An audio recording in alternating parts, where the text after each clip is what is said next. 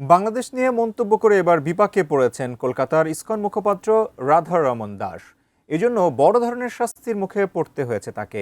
অব্যাহতি দেওয়া হয়েছে ইসকনের সব ধরনের দায়িত্ব থেকে। কিন্তু বাংলাদেশ নিয়ে কি এমন বলেছেন তিনি, নাকি সম্পর্ক উন্নয়নে এটি নতুন কোনো ইঙ্গিত? বিস্তারিত জানাচ্ছেন এসআই রাজ।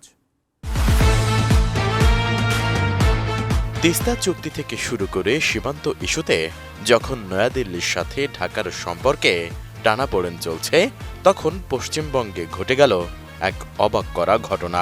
বাংলাদেশে হিন্দুদের ওপর কথিত নির্যাতন এবং কারাবন্দী চিন্ময় কৃষ্ণ প্রভুর পক্ষে প্রকাশ্যে মন্তব্য করে এবার বড় ধরনের শাস্তিমূলক পদক্ষেপের মুখোমুখি হয়েছেন কলকাতার ইসকন মুখপাত্র রাধারমণ দাস। রোববার তাকে সব ধরনের দায়িত্ব থেকে অব্যাহতি দিয়েছে ইসকন।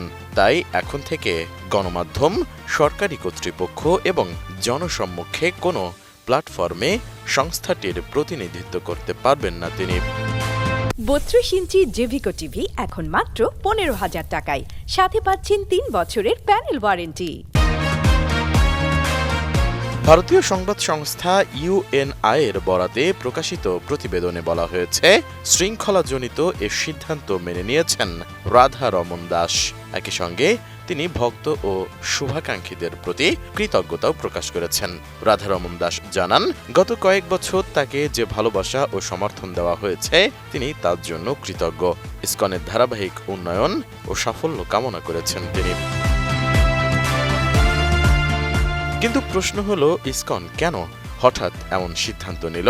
এক বিবৃতিতে রাধারমণ দাস দাবি করেন, তার অপসারণের পেছনে 6টি নির্দিষ্ট পদক্ষেপকে কারণ হিসেবে দেখানো হয়েছে। প্রথমত, বাংলাদেশে হিন্দুদের ওপর নির্যাতন নিয়ে প্রকাশ্যে মন্তব্য করা এবং চিন্ময় কৃষ্ণ প্রভুর প্রতি সমর্থন জানানোর বিষয়টি সামনে আনা হয়েছে। এছাড়া 2026 সালের 29 মে রিপাবলিক টিভির এক অনুষ্ঠানে অংশ নেওয়াও কারণ হিসেবে উল্লেখ করা হয়েছে।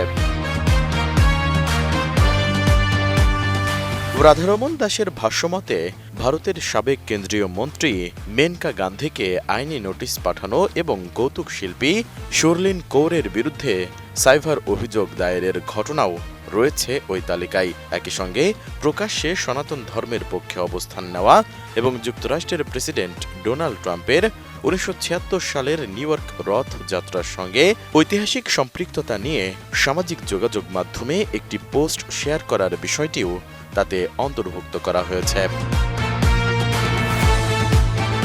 তাছাড়া সাম্প্রতিক সময়ে পশ্চিমবঙ্গের স্কুলগুলোতে মিড ডে মিল অর্থাৎ নিরামিষ ভিত্তিক মধ্যাহ্নভোজ কর্মসূচি প্রকল্পের পক্ষে ইসকনের সবচেয়ে সক্রিয় মুখ হিসেবে উঠে আসেন রাধারমণ দাস।